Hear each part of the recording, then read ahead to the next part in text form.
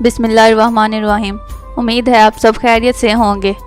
جیسا کہ آپ جانتے ہیں، ہمارے نبی کریم صلی اللہ علیہ وسلم تمام جہانوں کے لیے رحمت بن کر آئے۔ آپ صلی اللہ علیہ وسلم انسانوں پر اور جانور پر بھی رحمت شفقت فرماتے۔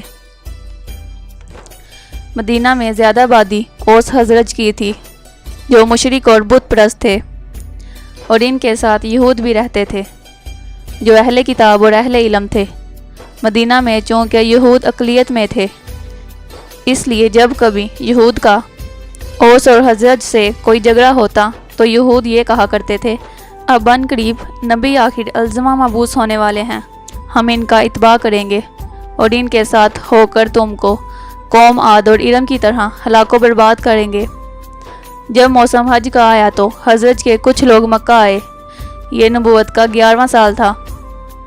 آن حضرت صلی اللہ علیہ وسلم ان کے پاس تشریف لے گئے اور اسلام کی دعوت دی اور قرآن پاک کی ان پر تلاوت کی۔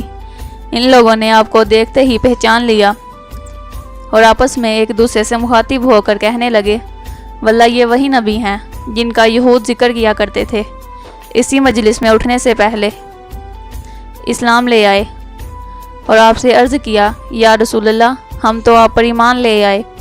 یہود سے اکثر جھگڑا ہوتا رہتا ہے، اگر آپ اجازت دیں تو واپس ہو کر ان کو بھی اسلام کی دعوت دیں۔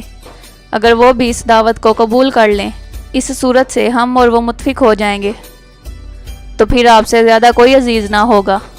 یہ ایمان لانے والے قبیلہ خزرج کے 6 آدمی تھے۔ یہ 6 حضرات آپ سے رخصت ہو کر مدینہ منورہ پہنچے۔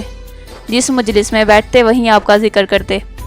نوبت یہاں تک پہنچی کہ مدینہ کا کوئی گھر اور کوئی مجلس آپ کے ذکر سے خالی نہ رہی۔ اللہ تعالیٰ نبی کریم صلی اللہ علیہ وسلم کے صدقے ہم سب کی پریشانیاں دور کرے، تمام بیماروں کو شفا دے اور ہر مشکل میں ہماری مدد کرے، آمین۔ ویڈیو کو لائک اور شیئر ضرور کر دیں، شکریہ۔